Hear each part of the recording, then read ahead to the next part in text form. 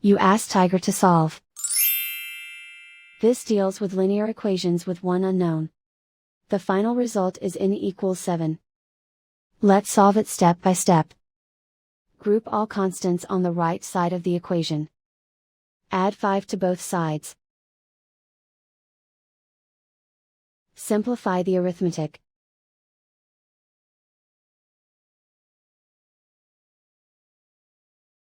Isolate the n. Divide both sides by 3. Simplify the fraction.